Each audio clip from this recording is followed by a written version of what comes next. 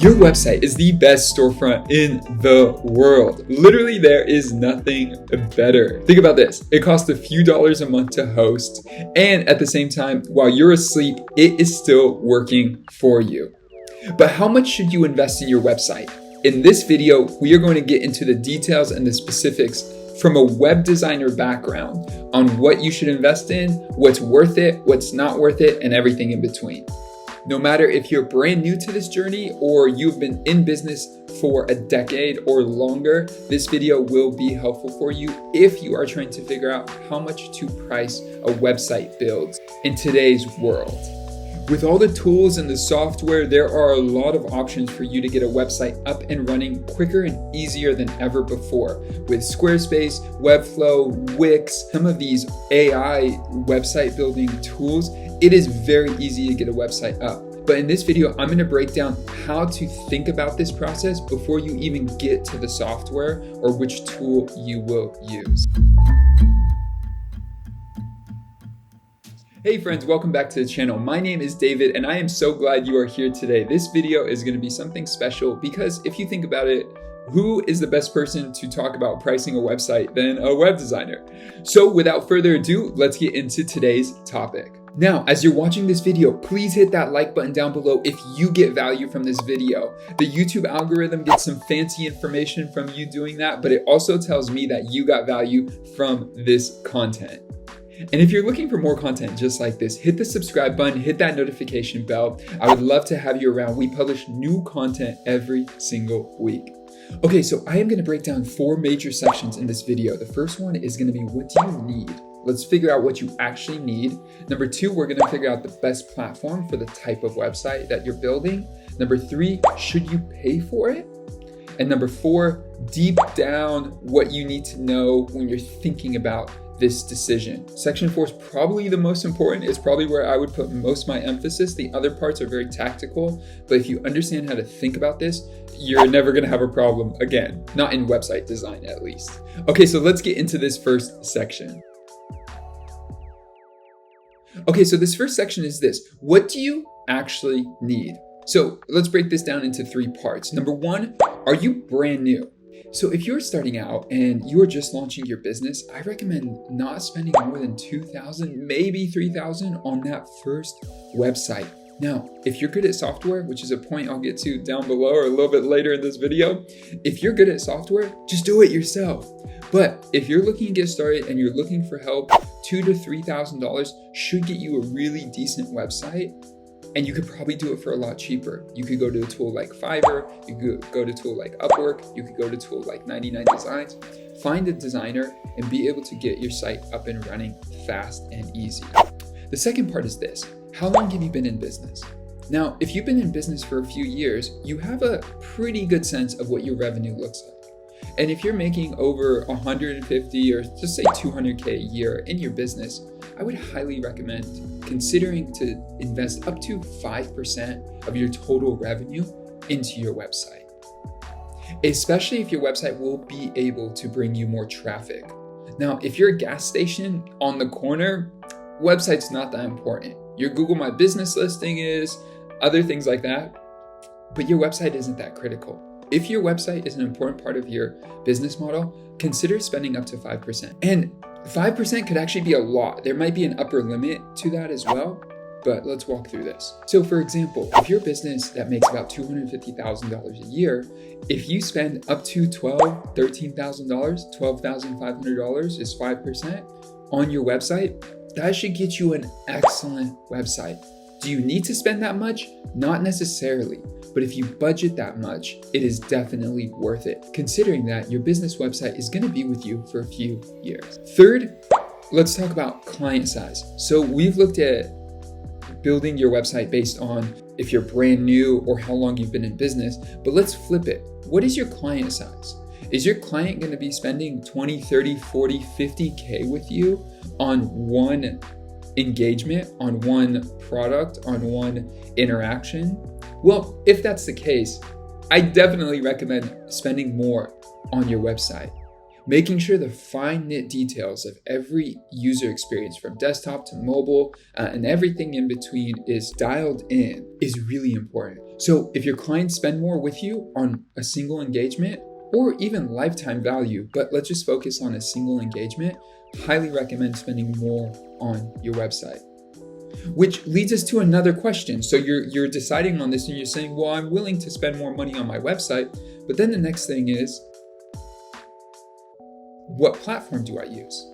And there's a lot of ways to think about platforms, but I'm going to keep it very basic and talk about a few key elements that will help point you in the right direction. This is what I've seen for 80% or more of the cases, 90% of the cases. This is a great avenue for you to go. So if you're really heavy on having a very beautiful website, a very design-oriented website, go to Webflow. If you're looking to build an e-commerce website, go to Shopify. Don't go anywhere else. Go to Shopify. If a big part of your business is going to be online transactions, Shopify. If you need a simple website, you're building a consultancy, you're just starting out, you're figuring out what you do, or you know what you do, but you just need a simple website that is easy to update, highly recommend Squarespace. If you're looking to build some type of directory or complicated directory of products and reviews and all of that, I would recommend Webflow, and there's probably other more custom tools you can look at as well, but I'd start with Webflow. If you're looking to build a blog, I would recommend something like Squarespace or WordPress. It really depends on what your end goal is. If you're trying to make a lot of money from your blog, WordPress is probably a better option, or Webflow. But if you're just looking to get up and running and you potentially will make money from your blog, then Squarespace would work just fine. And just to say this as a note, Wix could be a great Squarespace alternative.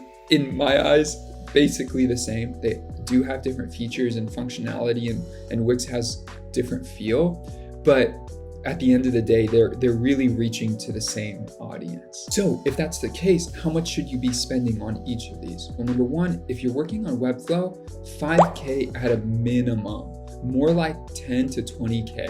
Because they're gonna have to build wireframes before they build your site and then develop your site in Webflow. If you're looking at e-commerce and Shopify, if you're getting started as this e-commerce business, the low end of 3K all the way up to 12, 15K is very, very normal. If you're gonna be building on Squarespace and getting a simple site up and running, anything between 2 and 5K is ideal. You could go up to 10K or more, but for the most part, a simple website to start, 2 to 5K is very much so ideal. If you're building out a blog, I would definitely recommend having a professional do it and show you how they do it and how they get it done to make sure it's structured properly. Anywhere between 4 to 6K is a good target range for that. And then finally, I believe I mentioned directory as well. For directory, I really would consider spending 10K plus on the website. Directories just take a lot more information, structure, content, things like this to bring it to life. So that gives you a good general idea for number 2 here of what platform is best to begin with. Now let's talk about part 3 of this video, which is going to be, should you pay for it? Should you do it yourself or should you pay for it? And I got a few tips for you here that are helpful. So, do you like software? This is the first and most important question. If you get annoyed with software or your computer very easily, you don't really use copy and paste or shortcuts on your keyboard, I highly recommend hiring someone to do this for you. The most likely chance is if you do it yourself, unless you take a course could be really helpful, but if you do it yourself, it's gonna be a really aggravating process and it might never get launched. So to make sure that your site gets launched, paying for help would be really ideal. Next, what is the size of your client? If you're consistently getting clients and you have a business that's operating and running, invest in someone else to do the website.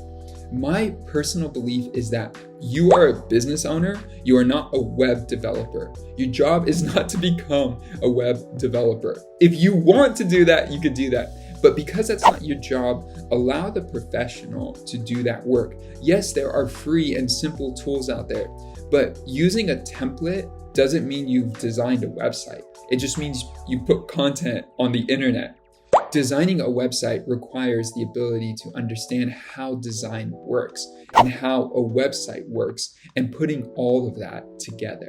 Next, should you pay for it? Maybe you're very comfortable with software and you feel comfortable in a tool like Squarespace or getting your site up and running. Maybe you play with tools like Photoshop and Illustrator and you feel decently comfortable in it. Well, this third question is, do you need a website developer or do you need a graphic designer? And the question here is basically, sometimes you just need a graphic designer to create elements for your site and you know how to structure it for the most part. So the idea here is a graphic designer will help you create your logo, different brand elements, make sure the color and the font and all of that looks good together. You could structure it yourself, but overall, for the most part, it might be better that you build your site with the help of a graphic designer. And this leads me to my fourth and final point in section 3 here. You may need both. So if you go to a web designer, and some web designers do this, but if you go to a web designer and you need a logo, fonts, colors, well, that's your brand. And so if that's your brand, that's going to cost more than just the web development. Also, you've just increased scope and deliverables by a pretty large factor. What does that mean? Basically, the project has grown from I need a really beautiful website, 5-page website built on this platform, to I need a very beautiful brand that encompasses my entire company, plus this 5-page website that we still need to create the brand for and content that encompasses my entire company.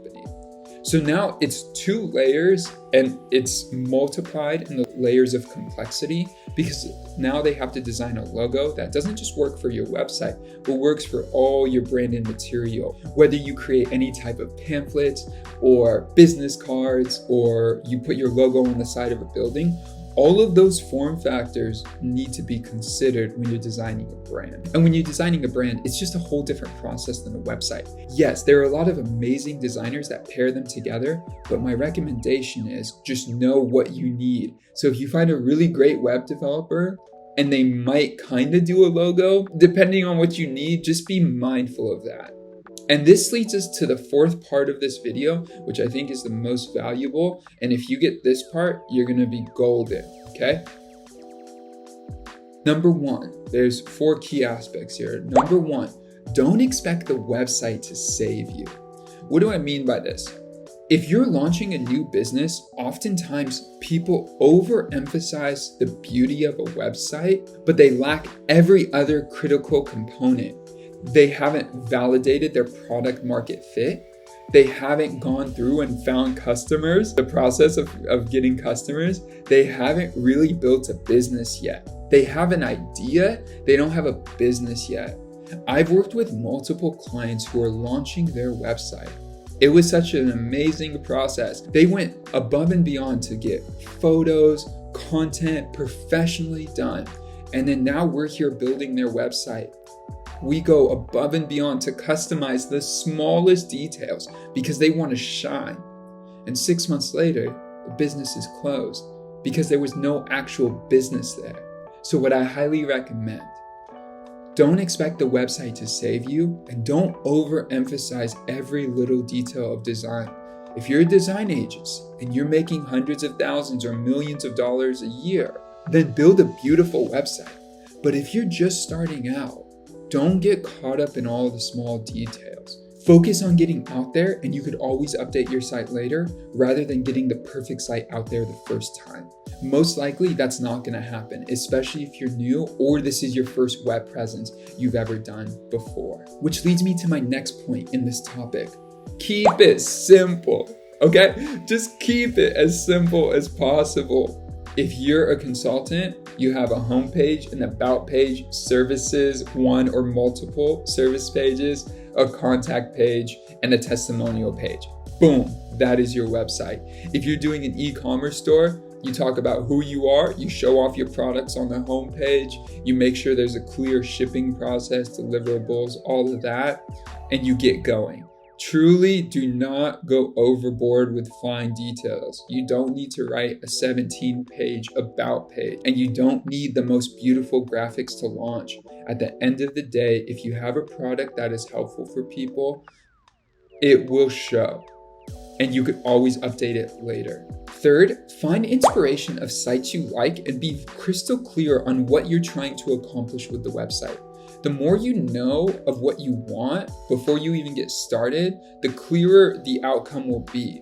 Working with a designer is very much so a process of bringing something to life that at the end of the day is a match between you and the designer, but is also a match from the inspiration and the initial vision that you paint for the designer. So the better and the clearer you know what you like, it's a great start. Now, don't go to Tesla.com, don't go to Amazon, don't go to any of these major brands, because you're almost gonna start fooling yourself. You might pick up one thing or here or there, but you're gonna start fooling yourself if you're considering that you can achieve that on your launch. Now, again, if you have a lot of business and you have the money to spend to bring it to life, good on you, bring it to life. But when it comes to launching or getting started or figuring out how much you should be spending and you're very price conscious in this process, do not go to these major sites. Google website design inspiration. There are 4 or 5 websites, and if you guys really want, I can leave some in the comments where you could go find inspiration of different websites and keep it simple. Don't use 20 colors. Don't try to be very fancy and design-esque and try to be as trendy as possible. Just start, make your website clear, and that's the main goal. And this final point in part 4 is this: get in front of people, then impress them. Now, that's pretty much what I've been trying to say in these last 3 points, but I just want to make it so clear. Don't try to overly impress people starting out with all these little cool features and functions and forms. Start with the basic premise of what needs to get out there and go from there. If you focus too much on impressing people versus just getting in front of them, you can get lost in that perfection trap that we talked about earlier, and you could get lost in just the weeds of the project and never launch it. And just one final note, this is just a whole side thing. I would say, trust your designer. If you pick a good designer, trust them. They're going to give you advice and tips and recommendations. There might be some things that you might not think are ideal, but if it's a basic website principle and you've seen it on other sites before, go with it. It's one of those things, don't try to reinvent the wheel, especially if you're starting out. All right, so that is everything I wanted to cover. You should have a great idea now between how much you should be spending on your website, if you're getting up and running. If there are any categories that I didn't touch, drop them in the comments below, and I respond to all comments. So if you drop a comment below, I will let you know, hey, if this is a good price range or what you should be looking for with your site. And if you don't take anything else away from this video, take this away. Stay with the goal. Focus on the goal, stay with the goal. The goal isn't to build a beautiful website. The goal is to have a profitable, thriving business that impacts people in a positive way. So if that is the goal, the website is just a medium, a tool to get you there. Make sure you stay focused on the goal. And I've seen some really simple Shopify templates and simple Squarespace websites that produce millions and millions of dollars in value for people. Do not get caught. Do not get caught in the perfection trap. And also make sure that you are starting where you really are. Don't try to impress anybody. Start with a website that starts to show off your product in the way that it needs to be shown to begin, because you will iterate on your site. Even if I delivered a perfect website to you today and it was, you just look at it and you say, I should have paid 10 times more for this, in 6 months, you're going to need to change it. It's just a fact of how this works. Thank you for watching. If you got value from this video, like I said in the beginning, please hit that like button, subscribe, and hit that notification bell. We publish new content every single week. I reply to every single comment. So drop your comments down below if you have any questions or other tips or suggestions that you want to add with this community. Thank you for watching, and I will see you guys in the next video. Peace.